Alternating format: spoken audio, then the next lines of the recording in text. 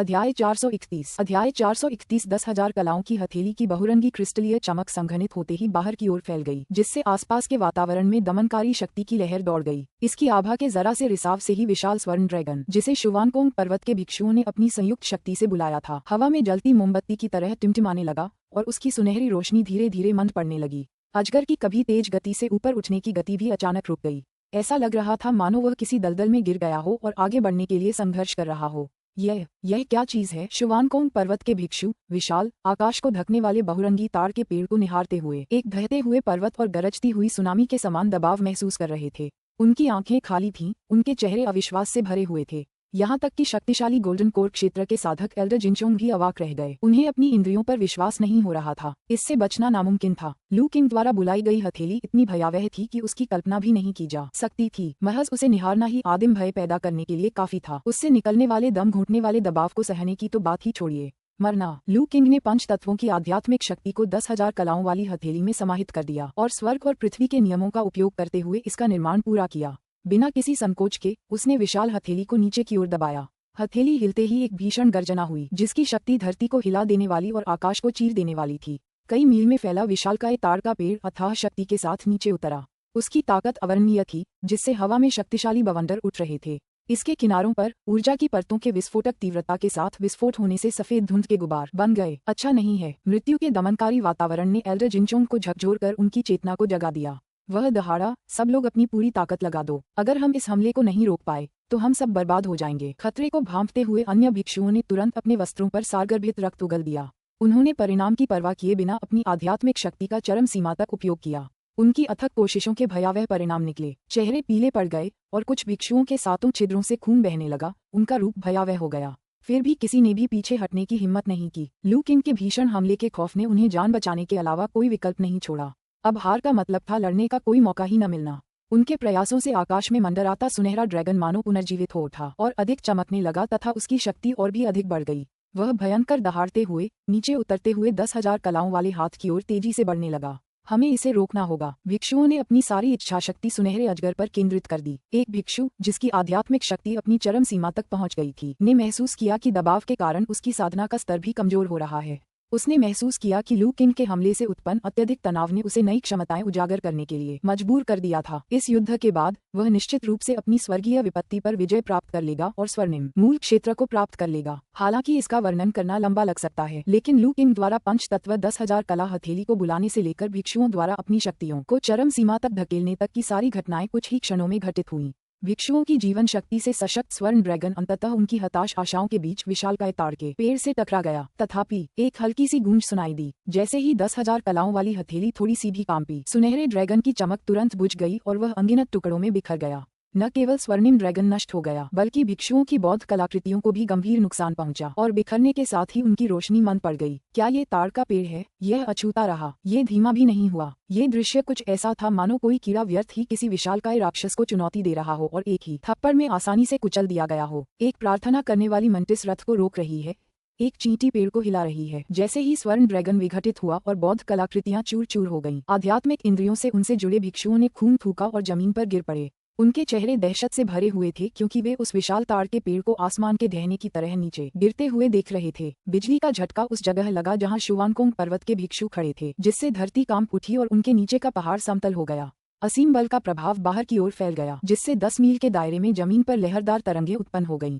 चट्टानें और पेड़ जड़ से उखड़कर आसमान में जा गिरे, लेकिन फिर अव्यवस्थित रूप से नीचे गिर पड़े। वह भयावह दृश्य मानो प्रलय के आगमन जैसा था। कुछ देर बाद जब अफरा तफरी शांत हुई तो लू किंग ने अपनी हथेली हटा ली। नीचे का नजारा तबाही का मंजर बयां कर रहा था। पहाड़ समतल हो गए थे और पीछे एक विशाल ताड़ के पेड़ के आकार का गड्ढा रह गया था। उस गड्ढे के 5 निशान स्पष्ट और साफ दिखाई दे रहे थे। जहां तक शुवानकोंग पर्वत के भिक्षुओं की बात है, उनकी जीवन शक्ति बहुत पहले ही समाप्त हो चुकी थी और उनके शरीर का कोई निशान नहीं बचा था। लू किंग ने अपने द्वारा मचाई गई व्यापक तबाही का जायजा लिया और संतुष्टि से सिर हिलाया। पिछले 1 महीने में उन्होंने अपनी परफेक्ट गोल्डन कोर तकनीक को निखारने के साथ साथ मोहबंधुओं से प्राप्त दाववादी कलाओं का भी गहन अध्ययन किया था। इनमें से श्वेत वस्त्रधारी युवक की 10,000 कलाओं वाली हथेली की तकनीक ने उनकी रुचि जगाई थी और उन्होंने इसका गहन अध्ययन किया था। अपने प्रयासों के माध्यम से उन्होंने हथेली की तकनीक को अपनी आध्यात्मिक शक्ति विशेषताओं के साथ सफलतापूर्वक एकीकृत किया, जिससे पंच तत्व 10,000 कलाओं वाली हथेली का निर्माण हुआ। क्योंकि इसमें पंच तत्वों की शक्ति समाहित थी, इसलिए इसकी शक्ति मूल तकनीक से कहीं अधिक थी। ये पहली बार था जब लू किंग ने इसे पूरी ताकत से इस्तेमाल किया था और परिणाम उसकी उम्मीदों से कहीं बेहतर थे। पंच तत्व 10,000 कलाओं वाली हथेली की तकनीक उनकी तलवारबाजी की तकनीकों जितनी ही दुर्जेय साबित हुई और अब यह उनके तुरुप के पत्तों में से एक के रूप में काम कर सकती है। यदि उसने धूसर वस्त्रधारी व्यक्ति के विरुद्ध अपनी लड़ाई के दौरान इसका उपयोग किया होता तो प्रतिद्वंद्वी एक ही चाल में नष्ट हो जाता, उसे संघर्ष करने या भागने का कोई मौका नहीं मिलता। विशाल हथेली के निशान पर नजर डालते हुए लू किंग ने अपना हाथ आगे बढ़ाया, जिससे चारों दिशाओं से मंद सुनहरी रोशनी अंदर आ गई। ये भिक्षुओं द्वारा क्षत विक्षत बौद्ध कलाकृतियों के अवशेष थे। हालांकि लू किंग को उनकी कोई आवश्यकता नहीं थी, लेकिन खजाने बनाने के लिए वे मूल्यवान सामग्री थे। उन्हें अपने स्वर्ग और पृथ्वी के एक ची बैग में रखने के बाद लू किंग ने नीचे हो रहे विनाश पर एक अर्थपूर्ण नजर डाली और फिर प्रकाश की एक लकीर में परिवर्तित होकर क्षितिज में गायब हो गया। उसके जाने के काफी समय बाद भी हथेली का विशाल निशान खामोश रहा। अचानक उसके केंद्र में एक आकृति धरती से बाहर निकलने के लिए अपने पंजे मारती हुई उभरी। वह कोई और नहीं बल्कि एल्डर जिनचोंग थे। अध्याय 432। आखिर वह शैतान कौन है? इस समय एल्डर जिनचोंग की हालत बेहद दयनीय थी। उनका चेहरा कागज की तरह पीला पड़ गया था और उनके शरीर की लगभग कोई भी हड्डी साबुत नहीं बची थी। उनका शरीर खून और मिट्टी से सना हुआ था, जिससे एक मैला कुचला दृश्य बन गया था। स्वर्णकोर क्षेत्र के इस साधक की पूर्व की शक्ति और वैभव का कोई नामोनिशान नहीं था। जिस दिशा में लू किंग गायब हुई थी, उस ओर लगातार देखते रहने के बावजूद एल्डर जिनचोंग की आंखों में व्याप्त भय बरकरार रहा और दूर होने से इनकार कर दिया। बहुत शक्तिशाली उस आध्यात्मिक शक्ति के हाथ की ताकत बेहद भयानक थी। वह मानो स्वयं स्वर्ग से उतरा और अपने अद्वितीय प्रभुत्व से अपने मार्ग में आने वाली हर चीज को नष्ट कर दिया। अब भी उस घटना को याद करते हुए एल्डर जिनचोंग का शरीर कांपने लगा।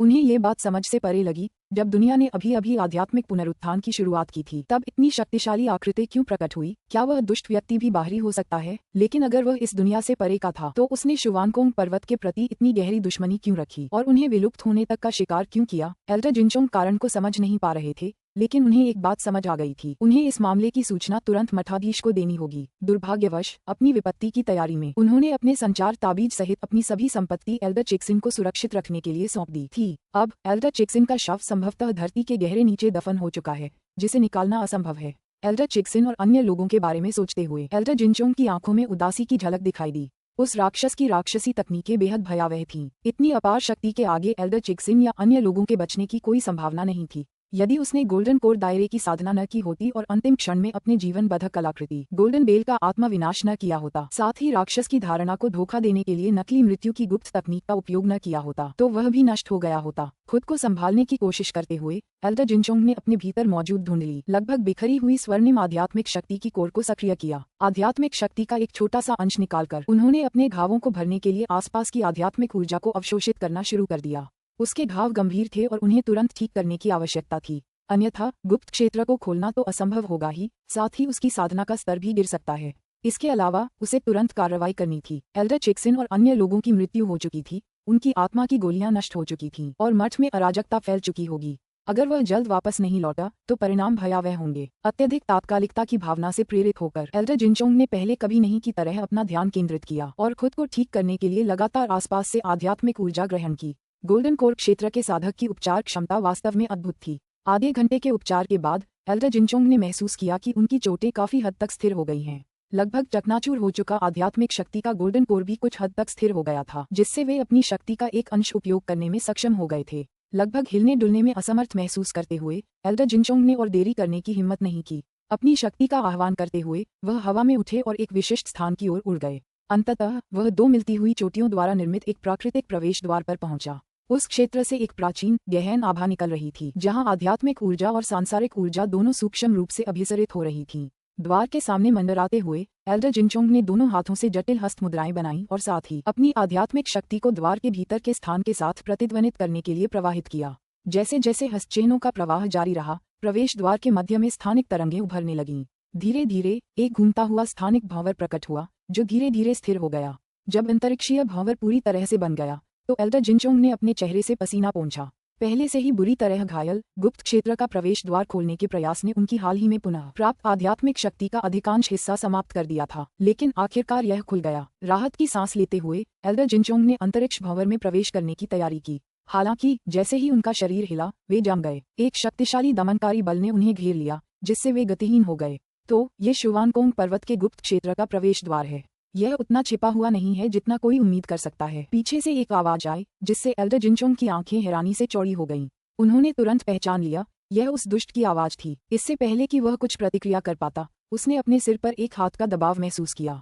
एक अवर्णनीय रूप से शक्तिशाली आध्यात्मिक शक्ति उसके शरीर में प्रवाहित हुई, जो 2 धाराओं में विभाजित होकर उसके ची सागर आध्यात्मिक शक्ति के स्वर्णिम केंद्र और यहाँ तक कि भौहें के एक्यू पॉइंट को भी समाहित कर लिया। एल्डर जिनचोंग की आध्यात्मिक शक्ति और आत्मशक्ति पूरी तरह से अवरुद्ध हो गई थी, जिससे वह पुनर्तः शक्तिहीन हो गए थे। उसके बगल में एक आकृति प्रकट हुई। वह कोई और नहीं बल्कि लू किंग थी। एल्डर जिनचोंग की आंखों में अविश्वास देखकर लू किंग ने हल्की सी मुस्कान दी। बूढ़े गंजे गधे, क्या तुम्हें सच में लगा कि मैंने चट्टानों के नीचे तुम्हारे मरने का नाटक करते हुए नहीं देखा? मैंने तुम्हें बस थोड़ी देर और जीने दिया ताकि तुम अपने शुवानकोंग पर्वत के गुप्त क्षेत्र का प्रवेश द्वार खोज सको। जैसे ही एल्डर जिनचोंग को अचानक लू किंग के असली इरादे का एहसास हुआ, उनकी आंखें भय से और भी चौड़ी हो गईं। एल्डर जिनचोंग के चेहरे पर खौफ देखकर लू किंग ने सिर हिलाया। हाँ, आपने बिल्कुल सही अनुमान लगाया। मैं शुवानकोंग पर्वत को पूरी तरह से नष्ट कर दूंगा और उसे इस दुनिया से मिटा दूंगा। एल्डर जिनचोंग की क्रोधित निगाहों को अनदेखा करते हुए लू किंग ने उन्हें सिर से पकड़कर गुप्त लोक के प्रवेश द्वार की ओर रुख किया। अपनी आध्यात्मिक शक्तियों से संक्षिप्त निरीक्षण करने के बाद, जिससे तत्काल कोई खतरा न होने की पुष्टि हुई, लू किंग एल्डर जिनचोंग को साथ लेकर अंतरिक्ष भंवर में प्रवेश कर गया। जैसे जैसे उनके आसपास का नजारा बदलता और उज्ज्वल होता गया, लू किंग की दिव्य चेतना तुरंत फैलती चली गई। उसने खुद को एक विशाल जेड पत्थर से बने चबूतरे पर खड़ा पाया, जो चारों ओर उमड़ते बादलों से घिरा हुआ था, जो मानो हाथ की पहुंच में थे। नीचे एक विशाल भूभाग फैला हुआ था। वह एक विशालकाय तैरते हुए पहाड़ की चोटी पर खड़ा था। क्या शुवानकोंग पर्वत का नाम इसी से उत्पन्न हुआ होगा? उसने सोचा। जिनचोंग ताइशोंग एल्डर, आपको क्या हुआ? एक कांपती हुई आवाज ने सन्नाटा तोड़ दिया। मुड़कर देखा तो लू किंग ने पाया कि 2 अधेड़ उम्र के भिक्षु भयभीत होकर उसे और दबे हुए एल्डर जिनचोंग को घूर रहे थे। दुर्भाग्यवश उनके प्रश्न का उत्तर मिलना असंभव था। एल्डर जिनचोंग का ची सागर, स्वर्ण कोर और यहाँ तक कि उनकी नसें भी सील थीं, जिसके कारण वे न तो बोल सकते थे और न ही आत्मा का संचार कर सकते थे। वे केवल उन्हें हताश निगाहों से देख सकते थे, मानो उन्हें चेतावनी दे रहे हों। भिक्षु उसकी निगाहों का अर्थ तो नहीं समझ पाए, लेकिन उन्होंने तुरंत स्थिति का अनुमान लगा लिया। एल्डर जिनचोंग को पकड़े हुए व्यक्ति ने वही विशिष्ट भूत चेहरे वाला मुखौटा पहन रखा था जो अब शुवानकोंग पर्वत पर कुख्यात हो चुका था। एक भिक्षु ने तुरंत प्रतिक्रिया दी और पास ही स्थित एक विशाल प्राचीन घंटी की ओर दौड़ा। अपनी रक्त ऊर्जा का उपयोग करते हुए उसने घंटी के हैंडल पर जोरदार मुक्का मारा। डोंग! एक पल में ही शुवानकोंग पर्वत के पूरे गुप्त क्षेत्र में उस जोरदार आवाज की गूंज सुनाई दी। ये सब होते देख एल्डर जिनचोंग ने निराशा में अपनी आंखें बंद कर लीं। अध्याय 433 घंटी की विशाल ध्वनि शुवानकोंग पर्वत के गुप्त क्षेत्र में गूंज उठी। कई सर्वोच्च बुजुर्गों के आत्मा के दीपक बुझ जाने के कारण पहले से ही अराजकता की स्थिति में मौजूद पर्वत इस अचानक शोर से क्षण भर के लिए स्तब्ध रह गया। उन्हें जल्द ही घंटी बजने का कारण पता चल गया। गुप्त क्षेत्र के प्रवेश द्वार पर लगी बड़ी चेतावनी घंटी को बजाया गया था। उस घंटी के बजने का केवल एक ही कारण हो सकता था, बाहरी आक्रमण। घंटी तभी बजाई जाती थी जब कोई दुर्जेय शत्रु, जिसका प्रतिरोध करना असंभव था, गुप्त क्षेत्र में घुसपैठ कर लेता था, जिससे ये संकेत मिलता था कि शुवानकोंग पर्वत के सभी लोगों को उच्चतम स्तर की सतर्कता में आने की आवश्यकता है। हालांकि उस घंटी को अनगिनत वर्षों से बजाया नहीं गया था। दरअसल गुप्त लोक के अधिकांश भिक्षुओं ने केवल इसकी किंवदंती सुनी थी, स्वयं उस ध्वनि को कभी नहीं सुना था। शुवानकोंग पर्वत के विशाल संसाधनों और बेजोड़ शक्ति को देखते हुए भला कौन इसे खतरा पहुंचा सकता है? गुप्त क्षेत्र पर आक्रमण करने की तो बात ही छोड़ दें। कहा जाता है कि आखिरी बार घंटी 2000 साल से भी अधिक समय पहले बजी थी, जब 4 महान गुप्त लोकों के बीच एक बड़ा संघर्ष चल रहा था। यहाँ तक कि जब भूत मुखौटे वाले व्यक्ति ने कई शिष्यों को मार डाला और शुवानकोंग पर्वत को अपमानित होकर अपने गुप्त क्षेत्र में पीछे हटने के लिए मजबूर कर दिया, तब भी अपमान के बावजूद घंटी शांत रही। लेकिन अब घंटी फिर बज उठी थी। किस गंभीर परिस्थिति ने पहाड़ को इस स्थिति तक पहुंचाने के लिए मजबूर किया था? एक क्षण के लिए शुवानकोंग पर्वत के पार स्थित भिक्षु स्तब्ध और अचंभित रह गए। वे घटित हो रही घटनाओं को समझने में असमर्थ थे। हालांकि कुछ लोगों ने जल्द ही अपना संयम वापस पा लिया और गुप्त क्षेत्र के प्रवेश द्वार पर बने चबूतरे की ओर दौड़ पड़े। टावर मास्टर, शुवानकोंग पर्वत की चोटी पर क्या हुआ है? धरती की गहराई में बुजियान टावर के शिविर के भीतर एल्डर यू ने घबराकर कांपती हुई आवाज में पूछा। उन्हें घंटी का अर्थ समझ नहीं आया, फिर भी उनके दिल में गहरी बेचैनी घर कर गई। मुझे नहीं पता। टावर मास्टर की आंखें हल्की काली रोशनी से चमक रही थीं जब वह ऊपर की ओर देख रहा था। हालांकि उसका जादू शुवानकोंग पर्वत को भेदने वाले घने बादलों को भेदने में अपर्याप्त था, जिससे वह यह नहीं समझ पाया कि क्या हो रहा है। फिर भी ऊपर पर्वत पर व्याप्त अराजकता की प्रबल अनुभूति ने उसे अत्यंत विचलित कर दिया। दुर्भाग्यवश हालिया सफलताओं के बावजूद वह अभी भी उड़ नहीं सकता था और इसलिए उसके पास स्थिति की जांच करने का कोई तरीका नहीं था। राक्षस, एल्डर जिनचोंग को तुरंत रिहा करो। जब शुवानकोंग पर्वत के विशेषज्ञ आएंगे तो तुम्हारा निश्चित रूप से भयानक अंत होगा। चेतावनी की घंटी सफलतापूर्वक बजाने के बाद अधेड़ उम्र के भिक्षु ने नए आत्मविश्वास के साथ लू किंग पर चिल्लाया। लू किंग ने उस पर सरसरी नजर डाली। भिक्षु का शरीर अचानक हिंसक रूप से हिल गया, उसके मुंह से खून निकल आया और वह पीछे की ओर गिर पड़ा। उसका शरीर विशाल घंटी से टकराया, जिससे कान फाड़ देने वाली आवाज हुई। वह जमीन पर गिर पड़ा और बिना कोई आवाज किए उसकी मृत्यु हो गई। बुजुर्ग मिंगी। बचे हुए अधेड़ भिक्षु ने घबराकर चिल्लाया, लेकिन उसकी पुकार व्यर्थ थी। उसका साथी अब जवाब देने में असमर्थ था। एक साधारण प्रीसेलेस्टियल दायरे के साधक पर लू किंग की गोल्डन कोर दायरे की शक्ति का जबरदस्त प्रभाव सीधे पड़ा था। उसका जीवित रहना असंभव था। यह महसूस करते ही जीवित बचा भिक्षु भयभीत होकर पीछे हट गया और लड़खड़ाते हुए जमीन पर गिर पड़ा। बुदाबुदाते हुए बोला, राक्षस, राक्षस। लू किंग ने उसे खत्म करने से खुद को रोक लिया। उसने महसूस किया कि कई लोग तेजी से मंच की ओर बढ़ रहे हैं। कुछ ही देर बाद एक आकृति प्लेटफॉर्म पर उतरी। जूनियर ब्रदर मिंगहुई, कौन सा राक्षस? चेतावनी की घंटी क्यों बजी और सीनियर ब्रदर मिंगहुई का क्या हुआ? नवागंतुक ने तुरंत पूछा, लेकिन घंटी के पास पड़े निर्जीव शरीर पर नजर पड़ते ही उसके चेहरे के भाव बदल गए। एक एक करके और भी आकृतियां दिखाई देने लगीं, जो उस क्षेत्र को घेर रही थीं। छोटे भाई मिंगहुई, यहाँ क्या हुआ? वरिष्ठ भाई मिंगई। भिक्षुओं ने सहज रूप से सबसे पहले मिंगई के शव को देखा, लेकिन मिंगहुई चुप रहा। उसकी निगाहें अटूट भय के साथ लू किंग पर टिकी हुई थीं। उसकी दृष्टि का अनुसरण करते हुए अन्य भिक्षुओं ने मुड़कर देखा और अंततः लू किंग को देखा। भूत मुखौटाधारी व्यक्ति, एल्डर जिनचोंग। भिक्षु सदमे से हौंफने लगे। लू किंग का चेहरा शांत बना रहा जब उसने अपने चारों ओर एकत्रित हो रहे भिक्षुओं को देखा। अपनी आध्यात्मिक बुद्धि से उन्होंने ये जान लिया कि इनमें से कई भिक्षु अत्यंत शक्तिशाली थे। कम से कम 100 भिक्षु पूर्व दिव्य क्षेत्र के साधक थे और कई अन्य आधारभूत स्थापना क्षेत्र के थे। अमर युग से चली आ रही विरासत वाले एक संप्रदाय से जैसी उम्मीद की जाती है, उनकी नींव वास्तव में गहरी थी। जब और भी भिक्षु आकर उसके खिलाफ मोर्चाबंदी करने लगे, तब भी लू किंग ने कोई प्रतिक्रिया नहीं दी। इसके बजाय उसने अपनी निगाहें पहाड़ की चोटी की ओर उठाईं, जहां उसे एक शक्तिशाली उपस्थिति का आभास हुआ जो छिपी हुई थी। यह निश्चित रूप से मठाधीश होंगे, वह भिक्षु जिन्होंने कथित तौर पर स्वर्णिम मूल क्षेत्र की विपत्ति पर विजय प्राप्त की थी। फिलहाल मठाधीश कोई कदम उठाने में अनिच्छुक लग रहे थे। संभवतः वे स्थिति का और आकलन करने की प्रतीक्षा कर रहे थे। लू किंग ने धीरे से मुस्कुराते हुए अपने चारों ओर भिक्षुओं को अपनी संरचनाएं तैयार करते हुए देखा। अचानक उसने कहा, बूढ़े गंजे गधे, क्या तुम सचमुच कछुए की तरह छिपे रहोगे? क्या तुम्हें डर नहीं लगता कि मैं तुम्हारे सभी शिष्यों को मार डालूंगा और शुवानकोंग पर्वत को नष्ट कर दूंगा? पर्वत की चोटी पर विराजमान शक्तिशाली आकृति स्थिर रही। भिक्षुओं में से एक अपने क्रोध को नियंत्रित न कर पाने के कारण चिल्लाकर बोला, राक्षस, अपना अहंकार छोड़ो। एल्डर जिनचोंग को तुरंत रिहा करो, अन्यथा तुम्हारी भयानक मृत्यु होगी। तुम्हारा मतलब इस बूढ़े गंजे गधे से है? लू किंग ने एल्डर जिनचोंग को सबके सामने खड़ा किया। कभी पूजनीय रहे परम गुरु को अब टूटी हुई गुड़िया की तरह जकड़े हुए देखकर भिक्षु शोक और क्रोध दोनों से भर गए। स्वयं एल्डर जिनचोंग के लिए यह अपमान असहनीय था। संप्रदाय में उनका प्रतिष्ठित पद अब इस तरह के अपमान में तब्दील हो गया था, जिससे वे बेहद क्रोधित थे। यदि दमनकारी उपायों द्वारा उसकी शक्ति को सीमित न किया गया होता, तो वह अपने गोल्डन कोर को विस्फोटित कर लू किंग के साथ ही नष्ट हो जाता।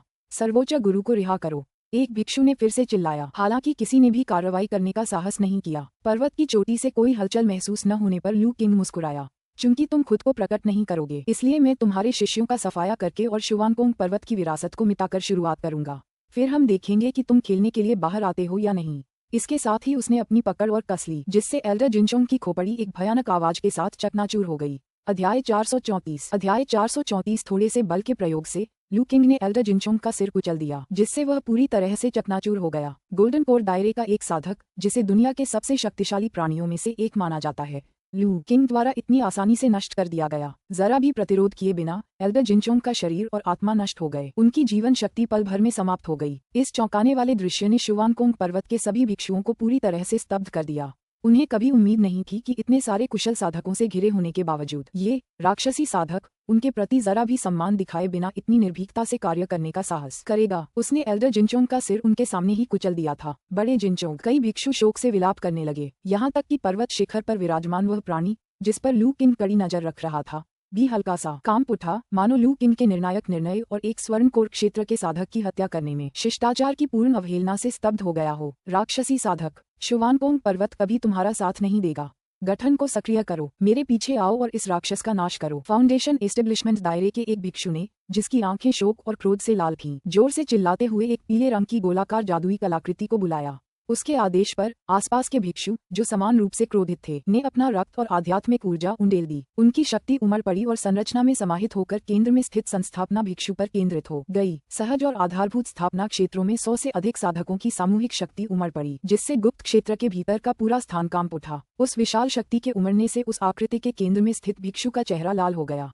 उसके सामने मौजूद पीले रंग के गोले से तीव्र प्रकाश निकल रहा था और उसकी शक्ति तेजी से बढ़ रही थी। एक विशाल गोलाकार बल का निर्माण हुआ, जो अत्यधिक गति के साथ लू किंग की ओर दबाव डाल रहा था। कलाकृति के उसके पास पहुंचने से पहले ही लू किंग ने अपने ऊपर एक जबरदस्त गुरुत्वाकर्षण बल को उतरते हुए महसूस किया, जिससे वह नीचे की ओर झुक गया। पृथ्वी शिरा चुंबकत्व, लू किंग ने बुदबुदाते हुए कहा। उसकी आंखें थोड़ी सिकुड़ गईं।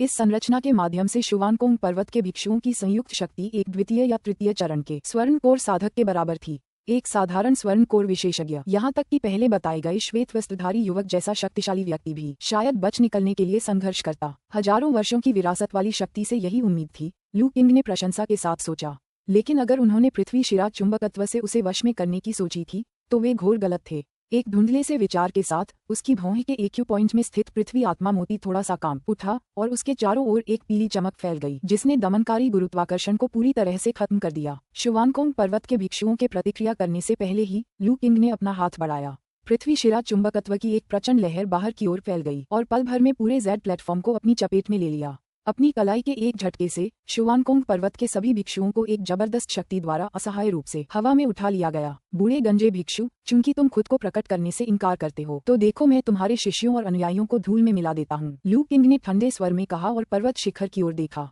बोलते बोलते उसने अंतिम प्रहार करने के लिए अपना हाथ उठाया। उन्हें बख्श दो। अंततः पर्वत की चोटी पर स्थित शक्ति अब और निष्क्रिय नहीं रह सकी। एक शक्तिशाली आभा का विस्फोट हुआ, जिसका दबाव आकाश में फैल गया। एक आकृति तेजी से नीचे उतरी, जो एक विशाल व्यक्तित्व का आभास करा रही थी। मठाधीश। हवा में लटके भिक्षु उस परिचित आभा को महसूस करके अत्यधिक प्रसन्न हुए। कुछ तो जोर से चिल्लाने लगे, मठाधीश, जल्दी से इस राक्षस को मार डालो। एल्डर जिनचोंग की हत्या इसी ने की थी। लेकिन लू किंग ने सिर्फ उपहास किया।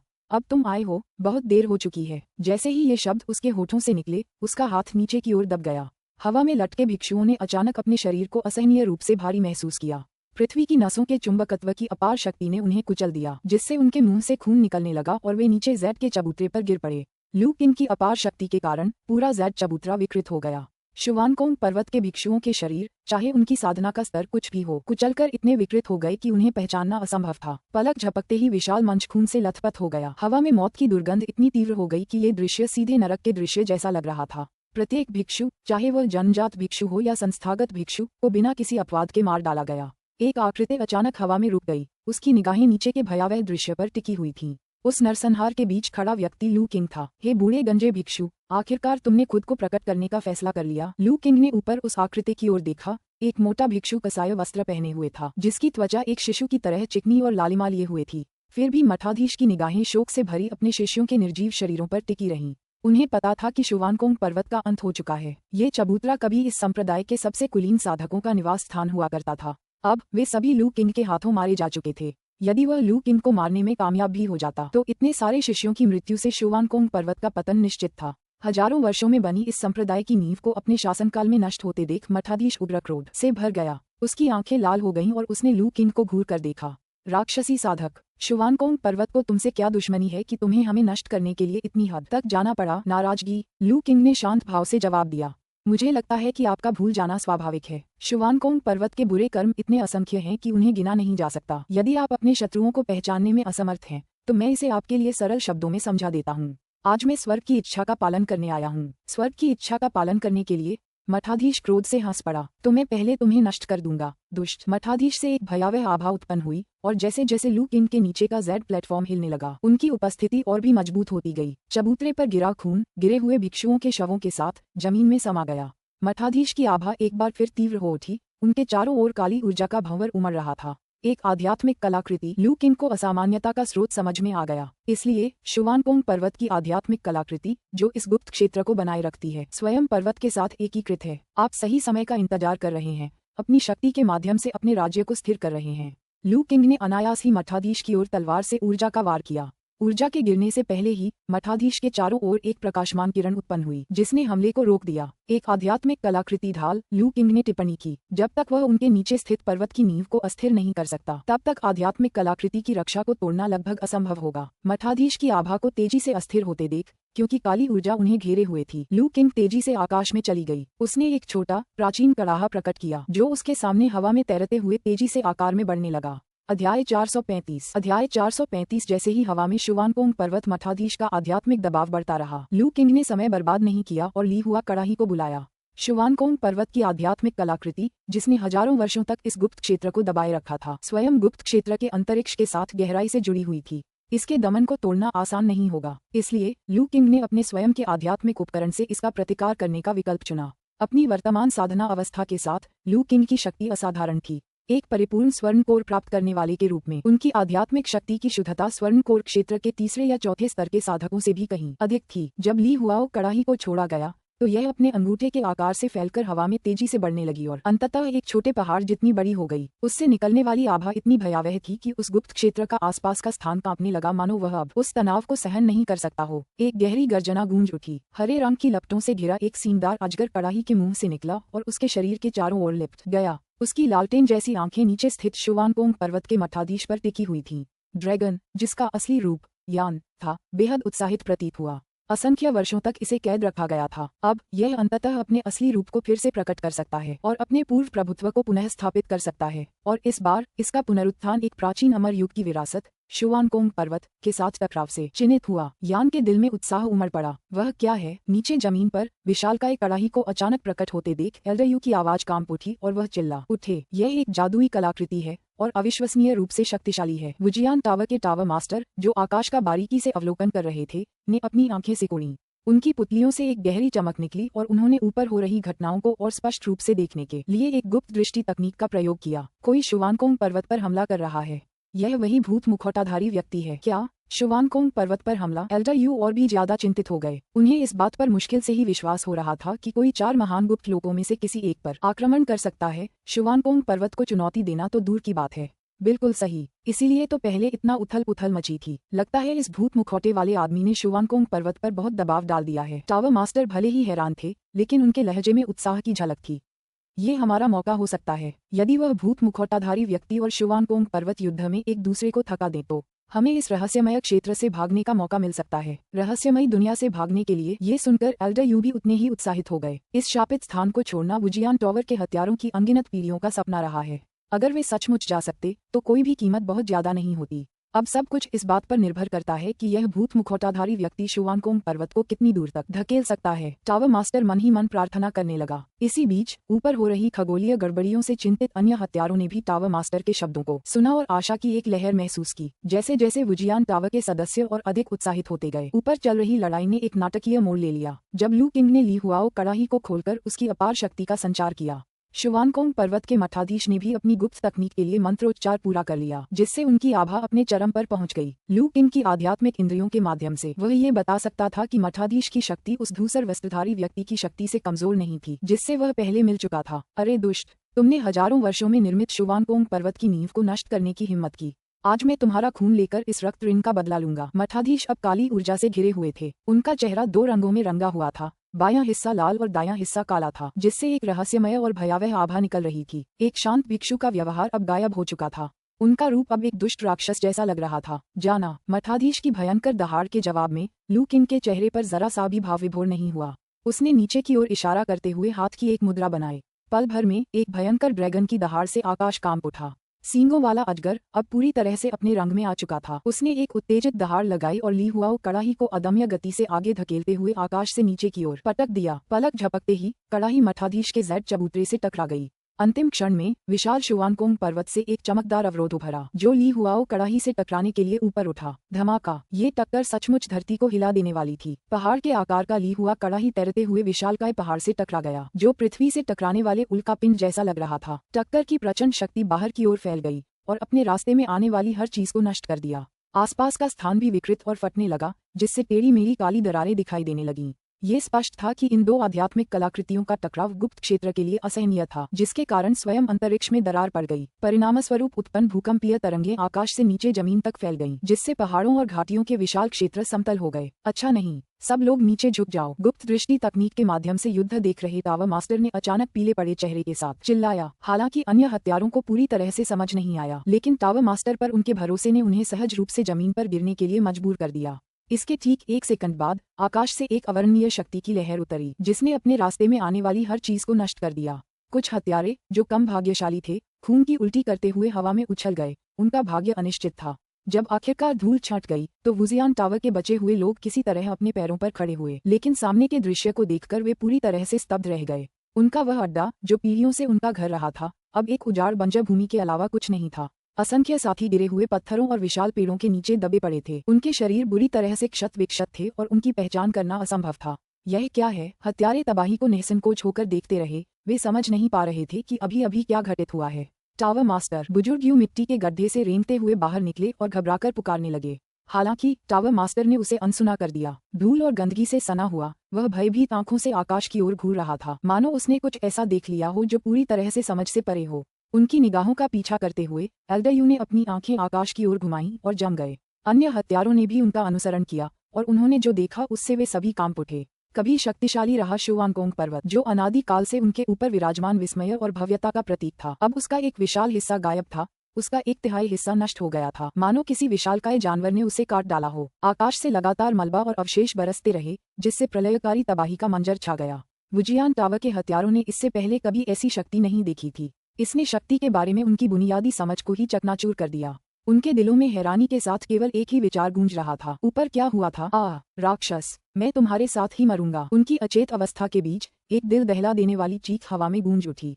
प्रतिशोधी भूत की तरह तीखी और डरावनी उस आवाज ने उसे सुनने वाले हर व्यक्ति के रोंगटे खड़े कर दिए। अध्याय 436 ताजगी भरा। इतने सालों बाद मुझे इतना आनंद महसूस हो रहा है। ऊपर आकाश में ली हुआओ कड़ाही एक व्यक्ति के आकार की हो गई थी और वापस लू किंग के पास आ गई थी। यान अब कुंडली मारे हुए अजगर के रूप में कड़ाही के चारों ओर लिपटा हुआ था। उसकी आंखें उत्साह से चमक रही थीं। हजारों साल पहले क्षतिग्रस्त होने के बाद से यह अपनी शक्ति को इतनी स्वतंत्र रूप से प्रकट करने में सक्षम नहीं था। हालांकि ये बूढ़ा भिक्षु अभी भी जीवित है। यान ने आश्चर्य से नीचे की ओर देखा। अभी अभी हुए हमले ने अपनी चरम शक्ति का 10वां हिस्सा ही उजागर किया था, उस समय जब इसका प्रयोग एक नवोदित आत्मा साधक द्वारा किया जा रहा था। स्वर्णकोर क्षेत्र में अभी अभी प्रवेश करने वाले किसी व्यक्ति के लिए जीवित रहना वास्तव में उल्लेखनीय था। लू किंग की निगाहें भी नीचे टिकी हुई थीं। विशाल ज़ेड चबूतरा बहुत पहले ही गायब हो चुका था, केवल एक विशाल गड्ढा ही बचा था। उस गड्ढे के भीतर शुवानकोंग पर्वत के मठाधीश का शव पूरी तरह से क्षत विक्षत अवस्था में पड़ा था। उनके शरीर का आधा हिस्सा नष्ट हो चुका था और शेष आधा हिस्सा लगभग पिघलकर राख हो गया था।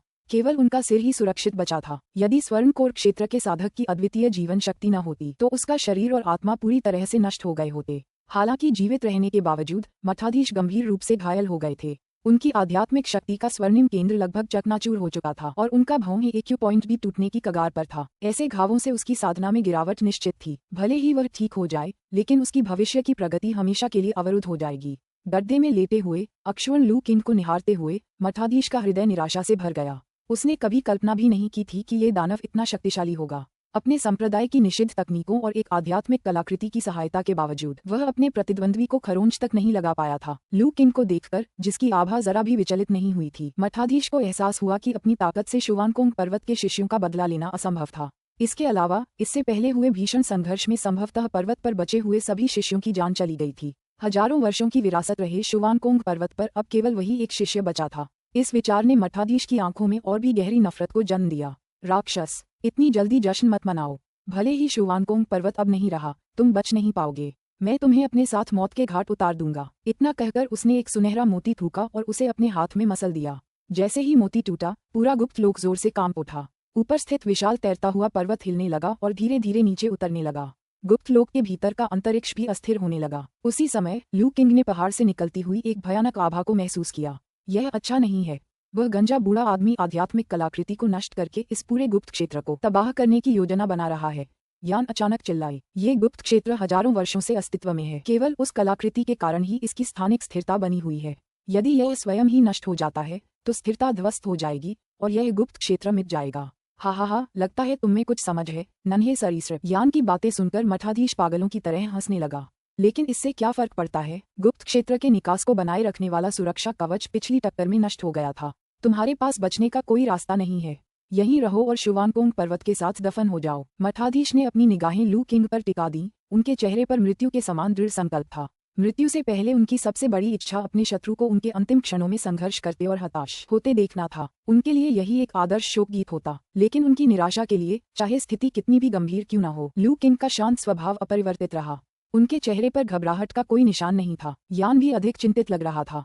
युवा स्वामी, हमें क्या करना चाहिए? जब ये गुप्त क्षेत्र ढह जाएगा तो उससे उत्पन्न अराजक स्थानिक ऊर्जा घातक होगी।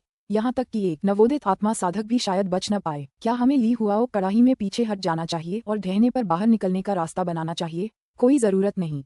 लू किंग ने यान के सुझाव को अस्वीकार करते हुए उदासीन स्वर में कहा। ली हुआ कड़ाही हालांकि एक मध्यम श्रेणी की आध्यात्मिक कलाकृति थी, वर्षों के पोषण और स्वर्ग के उल्कापिंड लोहे के एकीकरण के बावजूद अभी तक अपनी चरम शक्ति पर नहीं लौटी थी। इससे बाहर निकलने का प्रयास गंभीर क्षति का जोखिम पैदा कर सकता था, जिससे इसकी शक्ति में भारी कमी आ सकती थी। लू किंग अपने अथक परिश्रम से किए गए पुनर्निर्माण प्रयासों को व्यर्थ नहीं जाने देना चाहता था। पर्वत के साथ साथ डूबते जा रहे मठाधीश पर नजर डालते हुए लू किंग की आंखों में उपहास का एक अंश झलक रहा था। बूढ़े गंजे आदमी, क्या तुम्हें सच में लगता है कि यह छोटा सा छिपा हुआ क्षेत्र मुझे फंसा सकता है?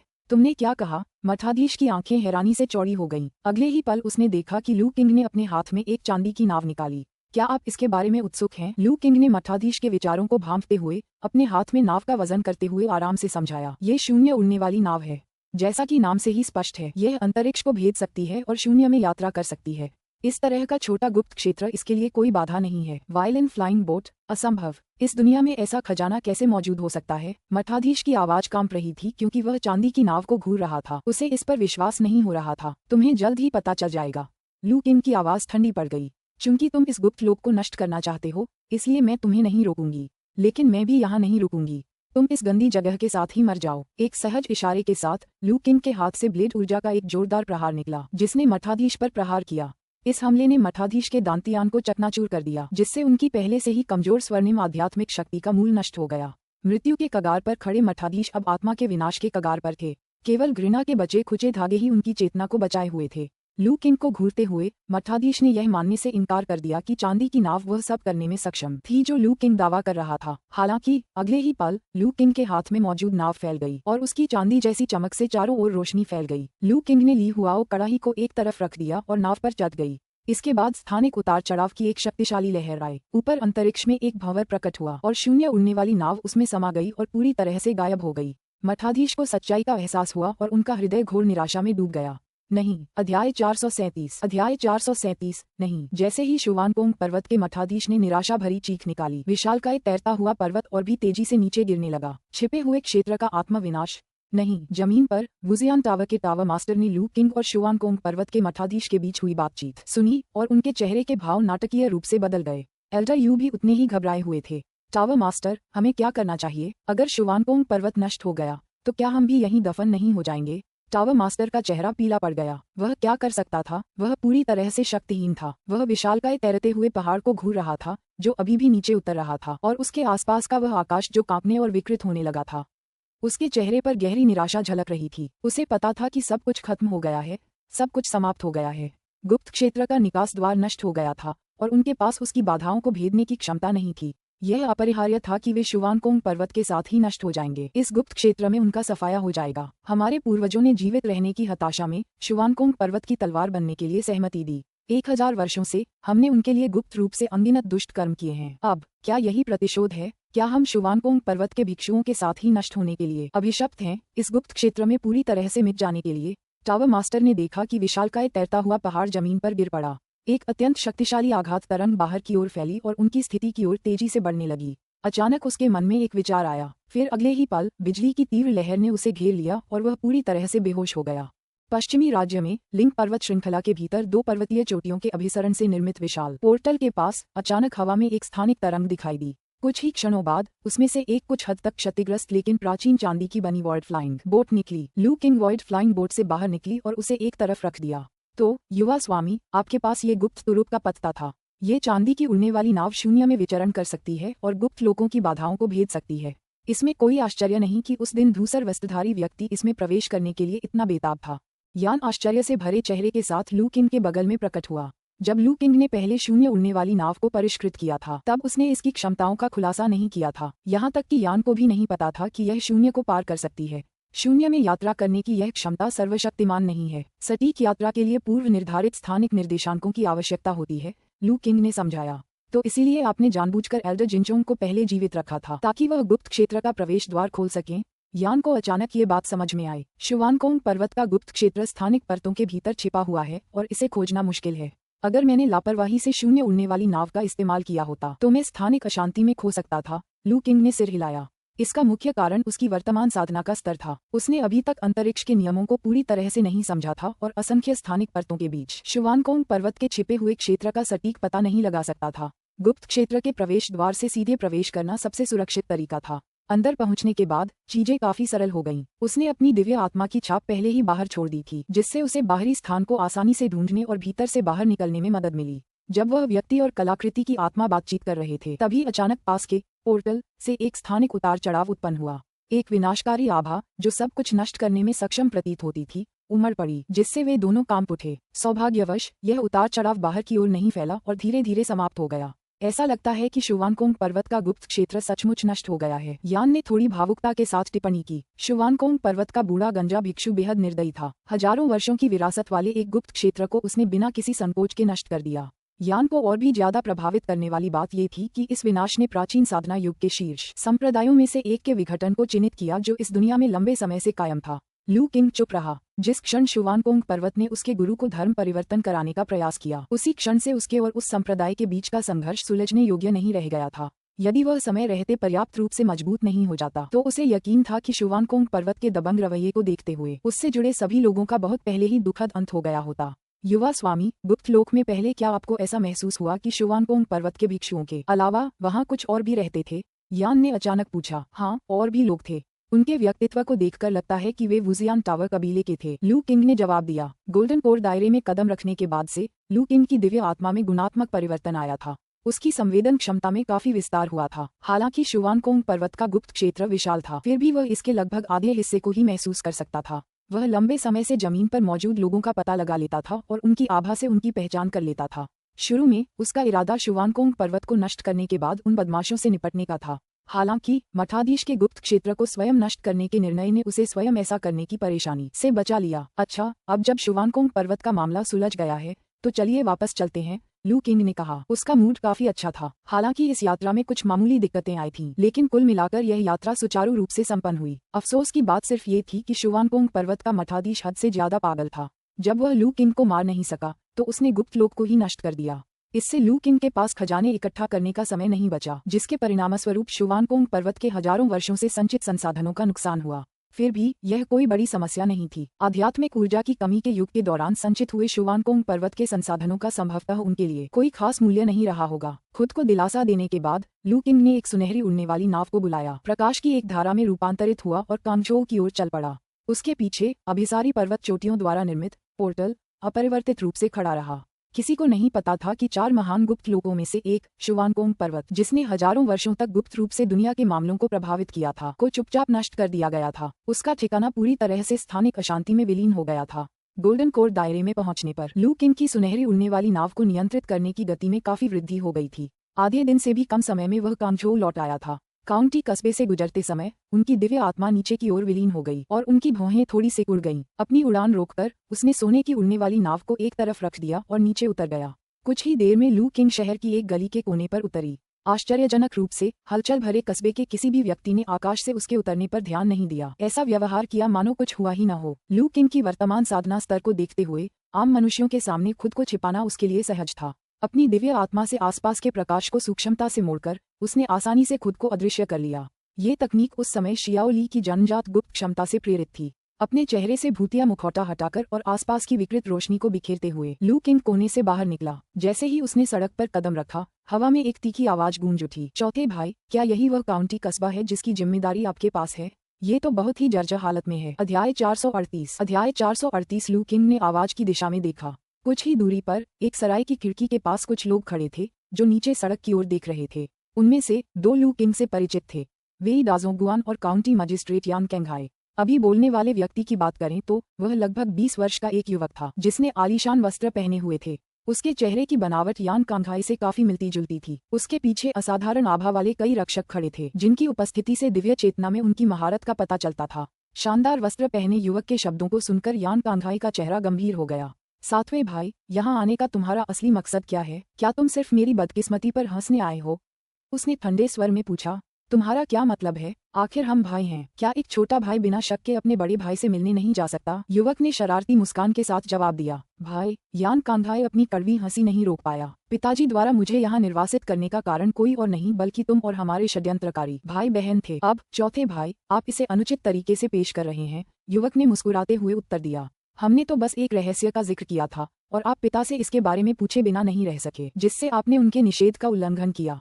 इसमें हमारी क्या गलती है? अगर आपकी जिज्ञासा आप पर हावी न होती तो क्या आपको यहाँ भेजा जाता? यान कांघाई एकदम स्तब्ध रह गया, जवाब देने में असमर्थ। वह जानता था कि युवक की बातों में कुछ सच्चाई थी। उसकी वर्तमान दुर्दशा काफी हद तक उसकी अपनी ही गलती के कारण थी। काफी देर की चुप्पी के बाद यान कांघाई ने गहरी सांस ली और कहा, ठीक है, मैं बीते हुए कल पर बहस नहीं करूंगा, लेकिन अब ये शब्दों का खेल बंद करो। बस मुझे बताओ कि तुम यहाँ क्यों आए हो? और पिताजी का जन्मदिन नजदीक आ रहा है, क्या तुम्हें डर नहीं है कि तुम्हारे जाने के बाद दूसरे लोग उनका स्नेह छीन लेंगे? युवक के चंचल चेहरे पर गंभीरता आ गई। लगता है चौथे भाई, तुम अब भी मुझसे नाराज हो।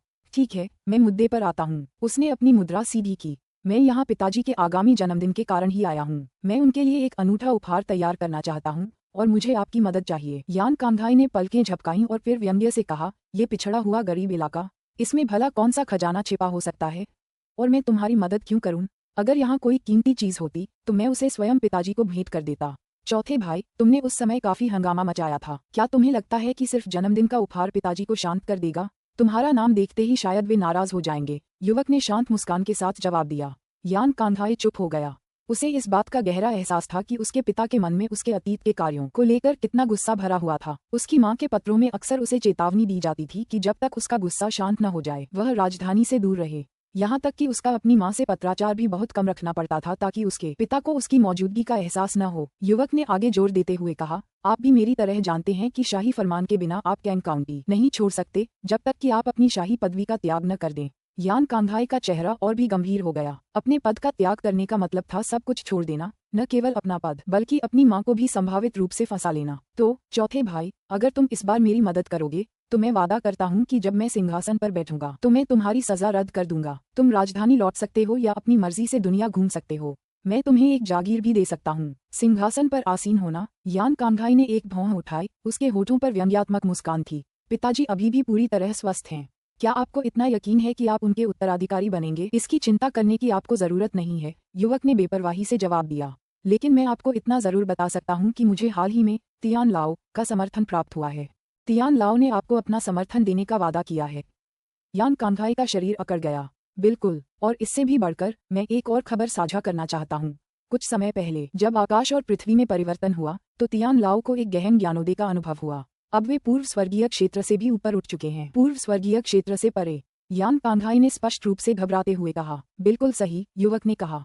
तो चौथे भाई, क्या आपको अब भी लगता है कि मुझमें सिंहासन पर दावा करने के लिए पर्याप्त साधन नहीं है? यान कांघाई के चेहरे पर दुविधा के भाव उभर आए। शाही परिवार के सबसे शक्तिशाली साधक तियान लाओ का सिंहासन उत्तराधिकार पर अपार प्रभाव था। उनकी हालिया सफलता को देखते हुए ये संभव था कि अन्य कुल के कई वरिष्ठ भी उनका अनुसरण करेंगे। पास ही खड़े वेई दाजों गुआन भी उतने ही हैरान थे, हालांकि उन्होंने अपनी भावनाओं को छिपाए रखा। सिंहासन के उत्तराधिकार के बारे में इतनी सनसनीखेज खबर सुनने के बावजूद उन्हें समझ नहीं आ रहा था कि काउंटी मजिस्ट्रेट ने उन्हें यहाँ क्यों बुलाया है। क्या इसका मकसद वेई परिवार को सिंहासन के संघर्ष में शामिल करना था? काफी देर चुप रहने के बाद यान कांघाई ने कहा, आप मुझसे क्या करवाना चाहते हैं? युवक मुस्कुराया। बात सीधी सी है। मैंने सुना है कि आप और तियानजी टावर के सच्चे शिष्य लिन झिरुई घनिष्ठ मित्र हैं। मैं चाहता हूँ कि आप मुझे उनसे मिलवा दें। मुझे एक काम है जिसमें उनकी सहायता की आवश्यकता है। आप झिरुई से मिलना चाहते हैं? यान कांघाई ने आश्चर्य से पूछा। मुझे इसकी उम्मीद नहीं थी, उसने भौहें चढ़ाते हुए कहा। झिरुई को बाहरी लोगों से मिलना पसंद नहीं है। आपकी विनती शायद मुश्किल हो सकती है। मैं जानता हूँ कि तियानजी टावर के शिष्य अपनी एकांत प्रियता के लिए कुख्यात हैं। युवक ने उत्तर दिया, लेकिन यदि आप मेरा उनसे परिचय करा सकें तो मैं आपका बहुत आभारी रहूंगा। तुम्हें उससे असल में क्या चाहिए? यान कांघाई ने जोर देकर पूछा। पहले मुझे बताओ, फिर मैं तय करूंगा कि वह मानेगा या नहीं। युवक की आंखों में एक पल के लिए चमक आई, लेकिन उसने तुरंत अपना सहज व्यवहार फिर से अपना लिया। यह कोई बड़ी बात नहीं है। मुझे हाल ही में एक छोटे बदनाम परिवार से एक नक्शा मिला है। हालांकि इसमें गूढ़ संदेश हैं और राजधानी के सबसे बेहतरीन विशेषज्ञों से सलाह लेने के बावजूद कोई भी उन्हें समझ नहीं पाया है। उन्होंने आगे कहा, तियानजी टावर के शिष्य अपने विशाल ज्ञान के लिए प्रसिद्ध हैं। कहा जाता है कि वे आकाश और पृथ्वी को समझते हैं और मनुष्य की समझ से परे रहस्यों को जानने में सक्षम हैं। मैं झिरुई से मानचित्र की व्याख्या करने में मदद करने का अनुरोध करना चाहता हूँ। किस तरह का नक्शा आपके लिए इतना महत्वपूर्ण हो सकता है? यान कांघाई ने उत्सुकता से पूछा। युवक ने कुछ क्षण संकोच करने के बाद कहा, यह नक्शा एक छोटे परिवार से आया है, लेकिन उनके पूर्वज एक असाधारण व्यक्ति थे। चौथे भाई, क्या आपने कभी ली वेटियन का नाम सुना है? ये सुनकर चुपचाप देख रहे लू किंग को अचानक सब समझ आ गया। काउंटी के ऊपर से उड़ते समय उन्हें जो हल्की बेचैनी महसूस हुई थी, अब उसका कारण स्पष्ट हो गया। कारण यही निहित था। अध्याय 439 वन। जब लू किंग ने सुरुचिपूर्ण ढंग से कपड़े पहने युवक को ली वेटियन का नाम लेते सुना तो उसे अंततः समझ में आया कि उसे पहले अपनी आत्मा में अचानक हलचल क्यों महसूस हुई थी। उस समय जेड रूपांतरण कक्ष में उन्होंने ली वेटियन द्वारा छोड़ी गई विरासत में मिली जेड पर्ची प्राप्त की थी। इसने उनकी साधना यात्रा के आरंभ में उन्हें अपार सहायता प्रदान की थी, इसलिए यह एक ऐसा उपकार था जिसे वे कभी नहीं भूल सकते थे। शुरू में लू किंग को लगा था कि इतने वर्षों बाद ली वेटियन से जुड़े सभी मामले गुमनामी में खो गए होंगे। उन्हें कभी उम्मीद नहीं थी कि ली वेटियन के परिवार के कुछ वंशज आज तक जीवित होंगे। अच्छे कपड़े पहने उस युवक को ये कहते हुए सुनकर कि उस छोटे परिवार ने एक अपराध किया है, लू किंग को एहसास हुआ कि अब उसके लिए कर्म के इस धागे को चुकाने का समय आ गया है।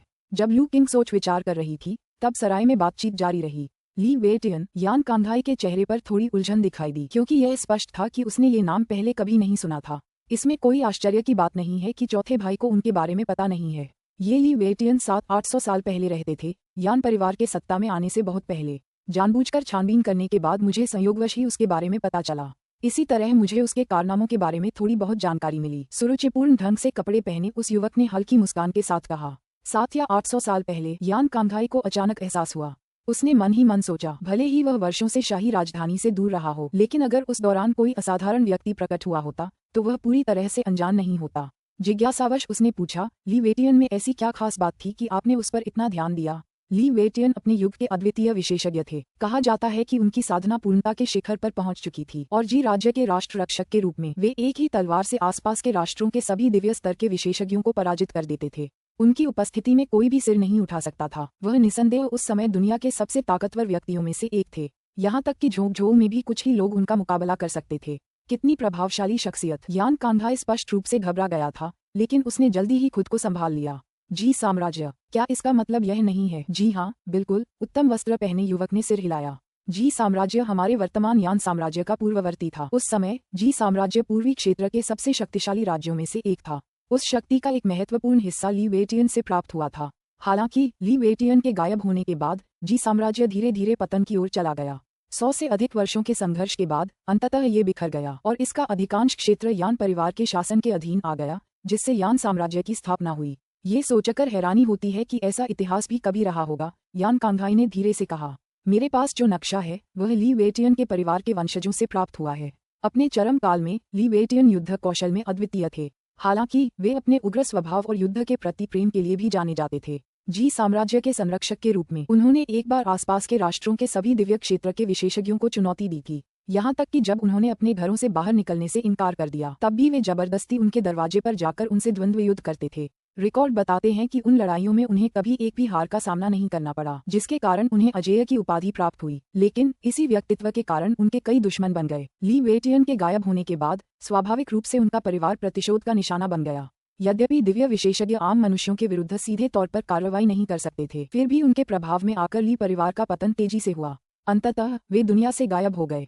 उस समय कई लोगों का मानना था कि किसी अलौकिक विशेषज्ञ ने गुप्त रूप से पूरे ली परिवार का सफाया कर दिया था। हालांकि मुझे हाल ही में पता चला कि ली परिवार का सफाया नहीं हुआ था। इसके बजाय उन्होंने छिपने और बिखरने का विकल्प चुना। अपने नाम बदल लिए और पहचान से बचने के लिए दूरदराज के पहाड़ों और ग्रामीण क्षेत्रों में रहने लगे। इसके चलते वे किसी तरह जीवित रहने में कामयाब रहे। हालांकि सदियों के युद्ध और उथल पुथल के कारण उनकी संख्या घटकर कुछ दर्जन ही रह गई। युवक की कहानी सुनकर यान कांधाई को एक अवर्णनीय भावना का अनुभव हुआ। समय के उतार चढ़ाव के आगे सबसे प्रतिष्ठित कुलीन परिवार भी टिक नहीं सकते। वे ज्वार भाटे की तरह उठते गिरते रहते हैं। हालांकि जिस बात ने उनकी रुचि को और भी अधिक आकर्षित किया वह एक अलग मामला था। अगर ली परिवार ने लंबे समय से अपनी पहचान छिपा रखी है तो आपको ये सब कैसे पता चला और वह नक्शा कैसे मिला? यह एक बड़ा संयोग था। हाल ही में मैंने एक नई रखेल रखी है। एक दिन जब हम टहल रहे थे तभी एक उपद्रवी हमसे टकरा गया। मुझे इतना गुस्सा आया कि मैंने उसके पूरे परिवार को पकड़ लिया और उन्हें जेल में डलवाकर मौत की सजा दिलवाने का इरादा किया। पता चला कि यह उपद्रवी ली परिवार के वर्तमान मुखिया का बेटा था।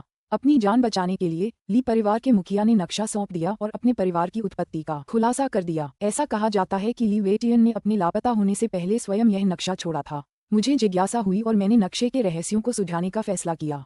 अगर यह सचमुच किसी खजाने तक ले जाता है तो यह मेरे पिता के जन्मदिन के लिए एक बेहतरीन उपहार होगा। युवक के शब्द सुनने में तो मधुर लग रहे थे, लेकिन उसके स्वभाव को जानते हुए यान कांधाई ने आसानी से उसमें छिपी छल को पहचान लिया। उसने उपहास उड़ाते हुए कहा, तुम कहते हो कि तुम उपद्रवी हो। मेरा अनुमान है कि वह महिला पहले से ही विवाहित थी और तुमने उसकी सुंदरता के कारण उसे जबरदस्ती अपनी रखेल बना लिया। उस युवक ने इस बात से इनकार नहीं किया और उदासीनता से जवाब दिया, मेरे द्वारा चुना जाना उसका सौभाग्य है। धन और विलासिता का आनंद लेना एक छोटे परिवार में शादी करने से कहीं बेहतर है। और नक्शे के रहस्यों को उजागर करने के बाद आप ली परिवार के साथ क्या करेंगे? यान कांधाई ने पूछा। अगर खजाने से मेरी इच्छा पूरी हो जाती है तो मैं उनकी जान बख्शने पर विचार कर सकता हूँ, अन्यथा सब कुछ कानून के अनुसार ही होगा, युवक ने हल्की मुस्कान के साथ कहा। यान कांधाई ने तिरस्कार भरी मुस्कान के साथ कहा, क्योंकि वह अपने सातवें भाई को अच्छी तरह जानता था। कानून के अनुसार का मतलब अंततः वही होगा जो वह तय करेगा। चौथे भाई, अब जब मैंने इतनी खुलकर जानकारी दे दी है तो क्या आप मुझे जी यू से मिलवा सकते हैं? यान कांधाई ने कुछ देर सोचने के बाद जवाब दिया, मैं जी यूए से इस बारे में बात कर सकता हूँ, लेकिन मैं इस बात की गारंटी नहीं दे सकता कि वह आपसे मिलने के लिए सहमत होगा, बशर्ते आप इस विषय को उठाने के लिए तैयार हों। मैंने सुना है कि तियानजी टावर के लोग दुनिया के रहस्यों को उजागर करने में रुचि रखते हैं। इस नक्शे में इस बात के सुराग हो सकते हैं कि ली वेटियन सदियों पहले क्यों गायब हो गए थे। जी यूए जैसा व्यक्ति निश्चित रूप से इस अद्वितीय व्यक्तित्व के अंतिम ठिकाने के बारे में जानने के लिए उत्सुक होगा, युवक ने आत्मविश्वास से कहा। यान कांधाई चुप रहा। हालांकि मन ही मन उसे संदेह था कि जी यूए अपने सातवें भाई का स्वागत करेगा, क्योंकि वह उसके स्वभाव को जानता था। इसी क्षण उस युवक ने अपनी निगाहें वेई दाजोंगुआन की ओर घुमाईं। आप वेई परिवार के प्रबंधक होंगे, है ना? अध्याय 439 2 अध्याय 439 2 वेई दाजोंगुआन का हृदय हलचल से भर गया। ऐसा लगा जैसे अब उसकी बारी आ गई हो। उसने थोड़ा झुककर प्रणाम किया।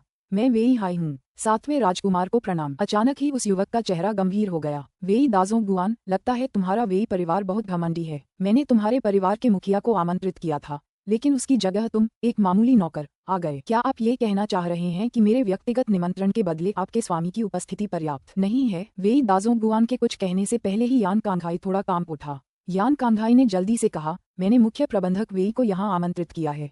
वेई परिवार के मुखिया की बात करें तो वे एक प्रतिष्ठित दिव्य क्षेत्र के साधक हैं जिन्होंने लंबे समय से सांसारिक मामलों से खुद को अलग कर लिया है। इसी क्षण मुख्य प्रबंधक वेई ने भी कहा, मुझे सातवें राजकुमार से क्षमा याचना करनी होगी। कुलपति ने हाल ही में अपनी साधना में अंतर्दृष्टि प्राप्त की है और लंबे समय से एकांतवास में है, जिसके कारण उनके लिए भोज में शामिल होना असंभव है। आलीशान वस्त्र पहने उस युवक ने कुछ नहीं कहा, लेकिन उसके चेहरे पर उसकी नाराजगी स्पष्ट झलक रही थी। हालांकि वह चुप रहा, लेकिन उसके एक अंगरक्षक ने ठंडी मुस्कान के साथ उसका उपहास किया।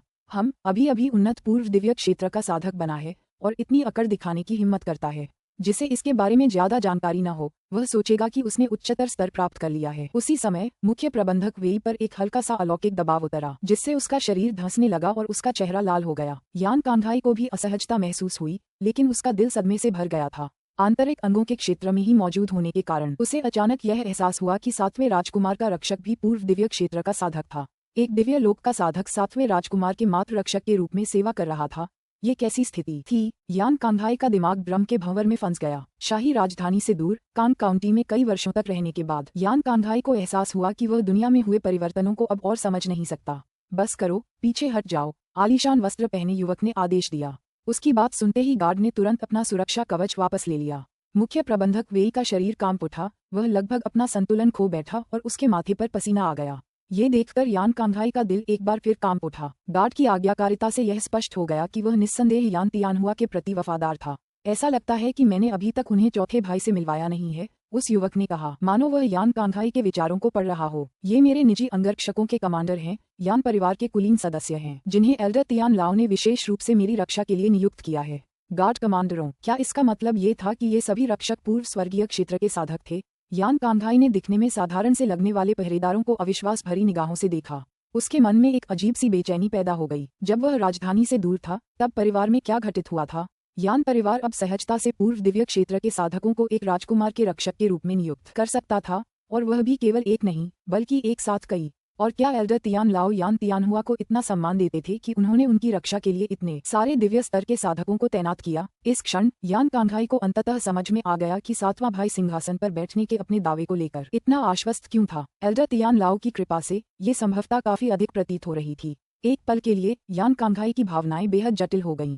यान कांधाई के चेहरे के भाव देखकर आलीशान वस्त्र पहने युवक को पता चल गया कि डराने का उसका इच्छित प्रभाव सफल हो गया है, और वह हल्के से मुस्कुराया। मुख्य प्रबंधक वेई की ओर मुड़ते हुए उन्होंने शांत भाव से कहा, मुख्य प्रबंधक वेई, वापस जाओ और अपने कुलपति को बताओ कि यह राजकुमार बहुत नाराज है। यदि वह मेरी क्षमा प्राप्त करना चाहता है तो उसे पर्याप्त ईमानदारी दिखानी होगी और व्यक्तिगत रूप से मुझसे माफी मांगनी होगी। अन्यथा मैं आपको विश्वास दिलाता हूँ, वेई परिवार को यान साम्राज्य में कोई जगह नहीं मिलेगी। जी हाँ, सातवें राजकुमार, मैं इसकी सूचना तुरंत कुलपति को दूंगा। मुख्य प्रबंधक वेई ने तात्कालिक परिस्थितियों के अनुरूप कार्य करने की बुद्धिमत्ता को समझते हुए सम्मानपूर्वक उत्तर दिया। और एक बात और, उस युवक ने आगे कहा, मैंने सुना है कि आपके वेई परिवार के पास एक ऐसा खजाना है जिसने एक बार उत्तरी सीमा से तियानकांग संप्रदाय का ध्यान आकर्षित किया था। अपने कुलपति को ये संदेश दें कि यदि वह अपनी भेंट में इस खजाने को शामिल करते हैं तो मैं इस अपराध को क्षमा कर सकता हूं और यहाँ तक कि उन्हें मेरे प्रति निष्ठा की शपथ लेने का अवसर भी दे सकता हूँ। मुख्य प्रबंधक वेई को अंततः बात समझ आ गई। 7वें राजकुमार का इरादा शुरू से ही वेई परिवार को निशाना बनाना था। तथाकथित भोज महज एक बहाना था। अगर कुलपति भी उपस्थित होते तो राजकुमार खजाने की मांग करने का कोई और बहाना ढूंढ लेता। ये समझते ही मुख्य प्रबंधक वेई मन ही मन शांत हो गया। वह अच्छी तरह जानता था कि खजाना अब किसके हाथों में है। फिर भी उन्होंने इस बात का कोई आभास नहीं दिखाया और सम्मानपूर्वक बोले, समझ गया। मैं सुनिश्चित करूंगा कि कुलपति को पता चल जाए। इस समय यान कांघाई के मन में विचार उमड़ पड़े। उसे वेई परिवार और एक विशेष व्यक्ति के बीच का संबंध याद आ गया। जब वह इस बात पर विचार कर रहा था कि राजकुमार को चेतावनी देनी चाहिए या नहीं, तभी अचानक कमरे में एक शांत आवाज गूंजी, कुलपति को परेशान करने की कोई जरूरत नहीं है। खजाना मेरे हाथ में है। सवाल ये है कि क्या तुम इसे लेने की हिम्मत करोगे? कौन है वो? क्या? अचानक आए उस आवाज ने वहां मौजूद सभी लोगों को चौंका दिया, खासकर प्रीसेलेस्टियल दायरे के रक्षकों को, जिनके चेहरे पर घबराहट के भाव उभर आए। उनमें से किसी को भी किसी के आने का आभास नहीं हुआ था। अगले ही पल एक और भी चौंकाने वाला दृश्य सामने आया। कमरे में एक आकृति प्रकट हुई और उनमें से किसी ने भी यह नहीं देखा कि वह अंदर कैसे आए। रक्षक तुरंत युवा राजकुमार के सामने तैनात हो गए। उनकी सतर्कता चरम पर थी। लू जियाओलिंगजुन। मुख्य प्रबंधक वेई ने नवागंतुक को तुरंत पहचानते हुए प्रसन्नता से कहा, लू जियाओलिंगजुन। यान कांघाई भी उतना ही स्तब्ध था। वह अभी अभी इस व्यक्ति के बारे में सोच ही रहा था और अब वह यहाँ प्रकट हो गया, मानो किसी विचार द्वारा बुलाया गया हो। और आप कौन हैं? युवक ने अपने आत्मविश्वास के पीछे आश्चर्य छिपाते हुए पूछा। ये देखकर कि घुसपैठिया उससे भी छोटा लग रहा था, उसने तुरंत खुद को संभाल लिया। इससे कोई फर्क नहीं पड़ता कि मैं कौन हूँ, लू किंग ने बेपरवाही से जवाब दिया। तुम्हें वेई परिवार का खजाना चाहिए था, है ना? ये रहा, देखते हैं कि इसे लेने की तुम्हारी हिम्मत होती है या नहीं। लू किंग ने अपना हाथ आगे बढ़ाया, जिससे उसकी हथेली में अंगूठे के आकार का एक प्राचीन कड़ाहा दिखाई दिया। क्या यही खजाना है? हालांकि युवा राजकुमार को ये समझ नहीं आया कि वेई परिवार का खजाना लू किंग के पास कैसे पहुंचा, लेकिन कड़ाही को देखते ही उनका ध्यान तुरंत आकर्षित हो गया। आकार में छोटा होने के बावजूद उस प्राचीन कड़ाही से एक विचित्र और असाधारण आभा निकल रही थी। दिव्य लोक के रक्षकों के लिए कलाकृति का हल्का, विधि युक्त सार निर्विवाद था। ये कड़ाही एक बेहद दुर्लभ खजाना है। एक रक्षक ने गुप्त तकनीक का प्रयोग करते हुए राजकुमार के कान में फुसफुसाया। यह शायद कोई पौराणिक आध्यात्मिक कलाकृति हो सकती है। अगर हम इसे हासिल कर लें और एल्डर तियान लाओ को भेंट कर दें तो वे बहुत प्रसन्न होंगे। एक आध्यात्मिक कलाकृति। राजकुमार का दिल एक पल के लिए रुक गया। यद्यपि उनकी साधना केवल आंतरिक अंगों के स्तर तक ही पहुंची थी, फिर भी उन्हें साधना संबंधी मामलों की अच्छी समझ थी। विशेष रूप से एल्डर तियान लाओ की कृपा प्राप्त करने के बाद उन्होंने साधना के मार्ग के बारे में महत्वपूर्ण ज्ञान अर्जित किया था। कड़ाही के अपार महत्व को समझते हुए उसके मन में विचारों की बाढ़ आ गई। फिर भी बाहरी तौर पर वह शांत रहा और मुस्कुराते हुए यान कांघाई की ओर मुड़ा। यह नौजवान हीरो चौथे भाई का दोस्त है।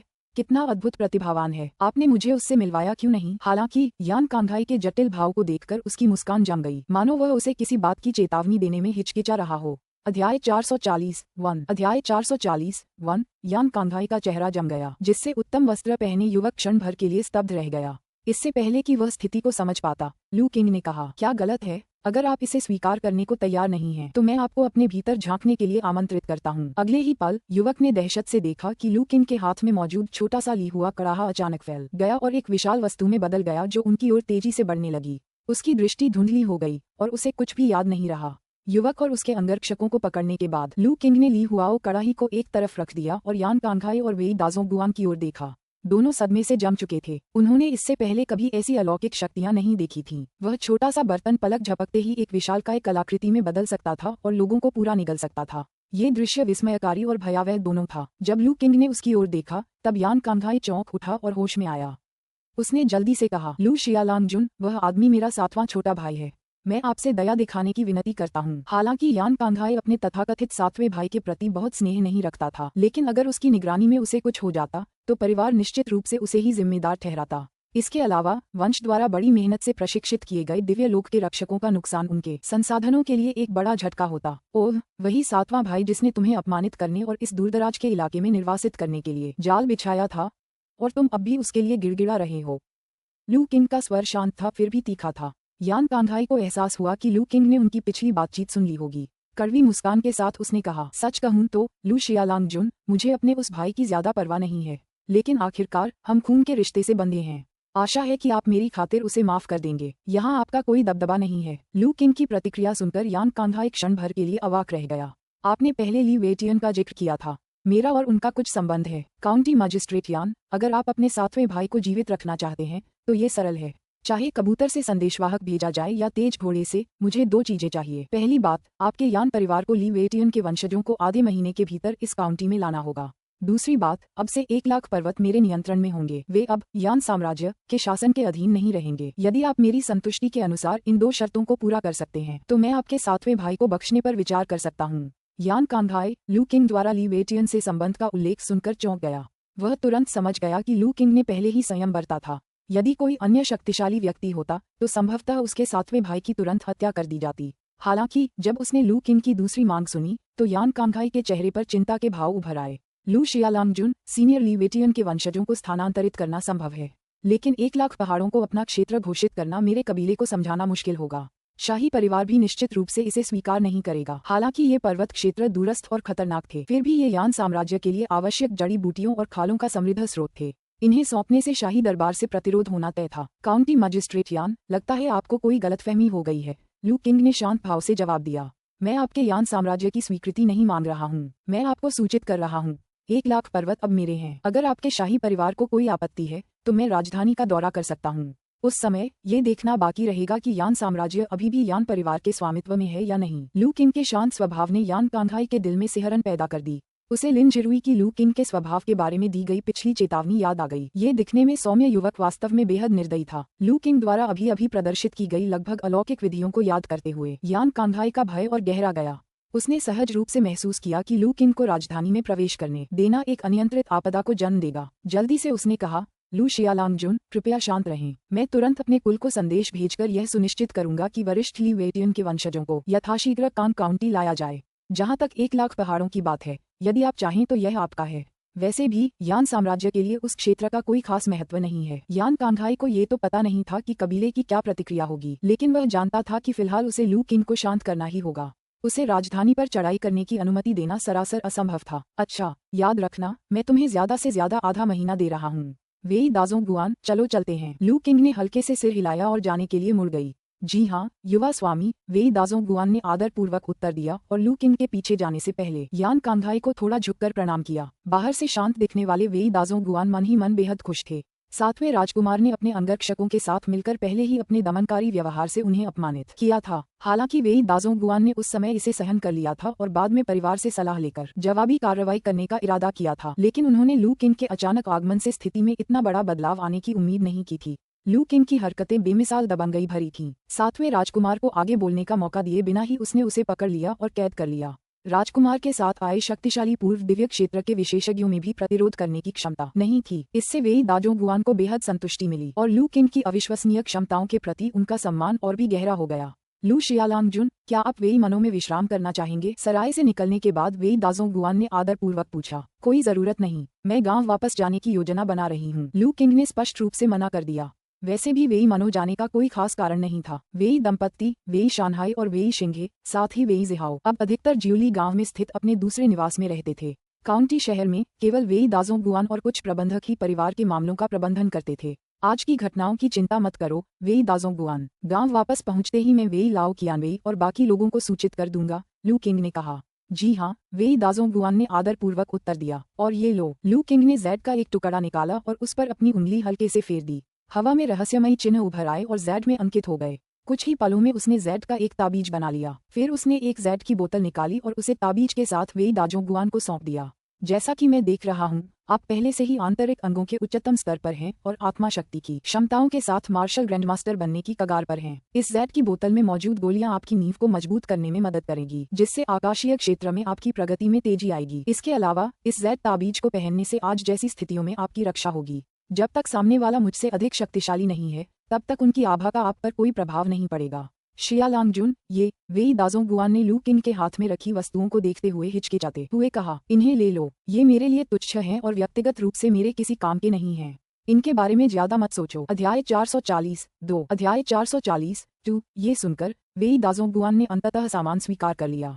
तो फिर ये बूढ़ा नौकर आदरपूर्वक आज्ञा का पालन करेगा। ठीक है, अब मैं गांव वापस चलता हूँ। मुझे उम्मीद है कि अगली बार जब हम मिलेंगे तब तक आप पूर्व स्वर्गीय लोक में प्रवेश कर चुके होंगे। इसके साथ ही लू किंग हवा में उड़ गई और प्रकाश की एक लकीर में परिवर्तित होकर ज्यूली गांव की ओर बढ़ने लगी। वेई दाजोंगुआन ने उस चमकीली लकीर को क्षितिज में गायब होते देखा। भयभीत होते हुए भी दृढ़ निश्चय के साथ उसने जैद ताबीज और बोतल को कसकर पकड़ लिया। वह जानता था कि दिव्य लोक तक पहुंचने की उसकी आशा इन्हीं में निहित है। सराय की छत पर यान कांघाई, जिसने लू किंग को प्रकाश की एक लकीर में बदलते और उसके चले जाने को देखा था, उतना ही चकित था। उसे अपनी भावनाओं पर काबू पाने में काफी समय लगा। उसका चेहरा दृढ़ था। वह समझ गया था कि उसे अपने कुल को लू किंग की शर्तें मानने के लिए मनाना होगा, अन्यथा लू किंग के उकसाने पर पूरे यान कुल पर आने वाली विपत्ति के मुकाबले यान तियानहुआ की मृत्यु एक मामूली बात थी। काउंटी शहर ज्यूली गांव से ज्यादा दूर नहीं था। सर पर दौड़ते घोड़े की गति से यात्रा में आधा दिन लगता था, लेकिन लू किंग की अविश्वसनीय उड़ान गति के कारण वह कुछ ही पलों में अपने घर पहुंच गया। अर्धपवत प्रांगण में ध्यान कर रहे डॉक्टर चेन ने अपनी आंखें खोलीं। आह, किंग फिर से लौट आया है ना? वह थोड़ी देर के लिए हिला और फिर अपनी साधना जारी रखी। लू किंग की वर्तमान शक्ति को देखते हुए दुनिया में कोई भी उसके लिए खतरा नहीं बन सकता था, इसलिए डॉक्टर चेन को आगे पूछताछ करने की आवश्यकता महसूस नहीं हुई। हाल ही में लू किंग द्वारा उपलब्ध कराए गए संसाधनों की बदौलत उनकी साधना में जबरदस्त प्रगति हुई थी। उनका अनुमान था कि वे जल्द ही शिखर आधार स्थापना, पीक फाउंडेशन एस्टेब्लिशमेंट प्राप्त कर लेंगे। एक बार इस स्तर को पार कर लेने के बाद स्वर्ण कोर क्षेत्र, गोल्डन कोर क्षेत्र तक पहुंचना उनके लिए बेहद आसान हो जाएगा। स्वर्ग से आए स्वर्ण कोर क्षेत्र के 2 आक्रमणकारियों की याद अब भी उसके मन में चुभ रही थी। अपनी अपर्याप्त शक्ति के कारण उसे अपने शिष्यों को जीवन मरण के संघर्ष में जूझते हुए असहाय होकर देखना पड़ा था। इस घटना ने उसे और अधिक शक्तिशाली बनने के लिए प्रेरित किया। हालांकि उन दोनों आक्रमणकारियों को परास्त कर दिया गया था, लेकिन शुवानकोंग पर्वत का मंडराता खतरा अभी भी बना हुआ था। डॉक्टर चेन आत्मसंतुष्ट नहीं होना चाहते थे। उन्हें जरा भी अंदाजा नहीं था कि लू किंग के अनुपस्थित रहने के थोड़े समय में ही उन्होंने शुवानकोंग पर्वत को पूरी तरह नष्ट कर दिया था। उनके सामने खड़ा सबसे बड़ा शत्रु पूरी तरह से खात्मा हो चुका था। घर लौटकर लू किंग अपने ध्यान कक्ष में दाखिल हुए और अपना ध्यान केंद्रित करते हुए अपनी चेतना को ली हुआओ कड़ाही में लीन कर दिया। युवा स्वामी यान ने तुरंत उनका अभिवादन किया। वे लोग कैसे हैं? लू किंग ने पूछा। यान ने मुस्कुराते हुए जवाब दिया, वे बहुत डरे हुए हैं, खासकर वह तथाकथित 7वां राजकुमार। वह तो डर के मारे लगभग पेशाब ही कर बैठा। लू किंग ने हाथ हिलाकर राजकुमार और उसके अंगरक्षकों की स्थिति को स्पष्ट रूप से प्रदर्शित किया। एक अंतरिक्षीय कारागार के अंदर यान साम्राज्य का 7वां राजकुमार और उसके अंगरक्षक बेचैनी से अपने आसपास का जायजा ले रहे थे। हालांकि उन्होंने हर संभव प्रयास किया, लेकिन उन्हें कुछ भी नहीं मिला। अंतरिक्षीय कारागार की जटिल मोहरें उनकी समझ से परे थीं। उनकी क्षमताओं के साथ इसके रहस्यों को उजागर करना सरासर असंभव था। ये कैसी शापित जगह है? 7वें राजकुमार ने विलाप किया। एक और दौर की व्यर्थ खोज के बाद अलंकृत वस्त्र पहने युवक अपने दिल में उठ रही घबराहट को और दबा नहीं सका और चिल्लाने लगा। 7वें राजकुमार, अगर मैं गलत नहीं हूँ तो उस युवक ने हमें उस प्राचीन कड़ाही जैसी कलाकृति के अंदर फंसा लिया है। पहरेदारों में से एक ने कहा, बिल्कुल, मुझे इस बात की जानकारी है। अब मैं बस ये जानना चाहता हूँ कि हम इस मनहूस जगह से कैसे निकल सकते हैं। युवक दहाड़ते हुए बोला, यह मुश्किल होगा, गार्ड ने समझाया। हमने अपने गुरुजी को इस तरह की कलाकृतियों का जिक्र करते हुए बस थोड़ा बहुत ही सुना है। इसके अलावा हमें बहुत कम जानकारी है, लेकिन चूंकि वह युवक ऐसी कलाकृति को सक्रिय कर सका तो उसकी साधना हमारी समझ से परे होगी। वह संभवतः उन महान साधकों में से एक है जो साधना के मार्ग पर चलते हैं। 7वें राजकुमार का चेहरा विकृत हो गया और वह चिल्लाया, लेकिन मैंने तो उस व्यक्ति को पहले कभी देखा भी नहीं। मैं उसे कैसे उकसा सकता था? उसे पूरा यकीन था कि उसकी मुलाकात लू किंग से पहले कभी नहीं हुई थी, फिर भी बिना किसी स्पष्टीकरण के उसे इस शापित जगह पर घसीटकर लाया गया था। बचपन से ही लाड़ प्यार और सुविधाओं में पले बड़े होने के कारण उसने कभी ऐसी बेइज्जती नहीं झेली थी। उसके भीतर घबराहट और हताशा उमड़ रही थी, जिससे उसका दिल कड़वाहट से जल रहा था। क्या ये स्पष्ट नहीं है? एक अन्य गार्ड ने धीमी आवाज में कहा, पहले तुमने वेई परिवार के खजाने पर कब्जा करने की साजिश रची थी। वह युवक आया और उसने घोषणा की कि खजाना उसके कब्जे में है। क्या ये स्पष्ट नहीं है कि गड़बड़ कहाँ हुई? 7वें राजकुमार को अभी भी इतना भ्रमित या घबराया हुआ देखकर कि वे समझ नहीं पा रहे थे कि क्या हो रहा है। पहरेदारों ने एक दूसरे को चिंता भरी निगाहों से देखा। वे लंबे समय से उनके साथ थे, अपने गुरु के आदेशों का पालन करते हुए उनकी रक्षा कर रहे थे। अब तक वे उनके व्यक्तित्व और तौर तरीकों को अच्छी तरह समझ चुके थे। सच कहें तो वे पूरी तरह से समझ नहीं पा रहे थे कि उनके गुरु ने 7वें राजकुमार के सिंहासन पर दावे का समर्थन क्यों किया। उनकी नज़र में राजकुमार एक आदर्श शासक से बहुत दूर था। हालांकि वह बुद्धिमान था, लेकिन उसकी चालाकी अक्सर धूर्तता की सीमा तक पहुंच जाती थी। इसके अलावा उसका स्वार्थी, कामुक और तुच्छ स्वभाव उसे एक महान राजा के गुणों के लिए अयोग्य बनाता था। लेकिन शिकायतों को दरकिनार करते हुए ग्रैंडमास्टर के आदेश सर्वोपरि थे। उनके पास राजकुमार की सुरक्षा को सर्वोपरि प्राथमिकता देने के अलावा कोई विकल्प नहीं था। इस प्रकार पहरेदारों ने उसे सांत्वना देना शुरू कर दिया। 7वें राजकुमार, घबराने की कोई जरूरत नहीं है। चूंकि उस युवक ने हमें बंदी बनाया है, इसलिए संभव नहीं है कि वह तुरंत हमें नुकसान पहुंचाना चाहता हो। अगर वह सचमुच हमें मारना चाहता तो उसकी क्षमता वाला कोई भी व्यक्ति आसानी से ऐसा कर सकता था। सातवें राजकुमार चुप हो गए। उन्हें सबसे ज्यादा परेशान करने वाली बात यही थी, ये एहसास कि उनका जीवन और मृत्यु पूरी तरह से किसी और के नियंत्रण में है। राजपरिवार में जन्मे उन्होंने ऐसा जीवन जिया था जहां उनकी इच्छाएं दूसरों के भाग्य का निर्धारण करती थीं। उन्होंने कभी ऐसी अपमानजनक स्थिति का सामना नहीं किया था। हालांकि उसे यह एहसास था कि वह युवक शायद ऐसा व्यक्ति था जिसे उकसाना उसके लिए ठीक नहीं था। फिर भी उसके सीने में दबी हुई नफरत भड़क उठी। इस पूरे अन्याय ने उसे अथाह नफरत से भर दिया। क्या आपने तियान लाओ से संपर्क करने की कोशिश की है? अगर तियान लाओ हमारी दुर्दशा के बारे में जानते हैं तो उनकी दैवीय शक्तियां निश्चित रूप से हमें बचा सकती हैं, राजकुमार ने अचानक पूछा। वह जानता था कि ये पूर्व स्वर्गीय क्षेत्र के रक्षक रहस्यमय खजाने रखते हैं जो विशाल दूरी तक संदेश भेजने में सक्षम हैं, जिससे सामान्य परिस्थितियों में तियान लाओ तक पहुंचना संभव हो जाता है। पकड़े जाने के तुरंत बाद हमने कोशिश की, एक गार्ड ने बताया। दुर्भाग्य से ये जगह बेहद विचित्र है। ऐसा लगता है कि यह संचार के सभी साधनों को अवरुद्ध कर देती है। हमारे पास मौजूद ट्रांसमिशन जेड टोकन ग्रैंडमास्टर से कोई संपर्क स्थापित नहीं कर पा रहे हैं। धिक्कार है। ये सुनकर युवक का गुस्सा और बढ़ गया। उसकी नजर चारों ओर फैले खालीपन पर पड़ी और उसके दिल में उठ रही घबराहट को दबाना नामुमकिन हो गया। अगर यह सिलसिला ज्यादा देर तक चलता रहा तो उसे डर था कि कहीं वह अपना मानसिक संतुलन पूरी तरह से न खो दे। स्थानिक कारागार के बाहर लू किंग ने सातवें राजकुमार के तेजी से बढ़ते हुए घबराए हुए भावों को देखा और अपना सिर हिलाया। उसने पहले सोचा था कि यह व्यक्ति चतुर और दृढ़ निश्चयी होगा, लेकिन उसे आश्चर्य हुआ कि तथाकथित राजकुमार मात्र एक खोखला शेर निकला जो जरा सा भी दबाव सहन नहीं कर सका। ऐसा प्रतीत हुआ कि आंतरिक अंगों के स्तर तक उस व्यक्ति की साधना मात्र प्रचुर संसाधनों का परिणाम थी। उसका स्वभाव उस स्तर के लिए बिल्कुल भी उपयुक्त नहीं था। युवक की बिगड़ती हालत को देखकर लू किंग ने अपना हाथ हिलाया और कारागार को हटा दिया। अंदर जब वह युवक पूरी तरह से टूट जाने ही वाला था, तभी अचानक उसके सामने प्रकाश फूट पड़ा और अंतहीन अंधेरा छंट गया। उसकी आंखों के सामने दो आकृतियां प्रकट हुईं।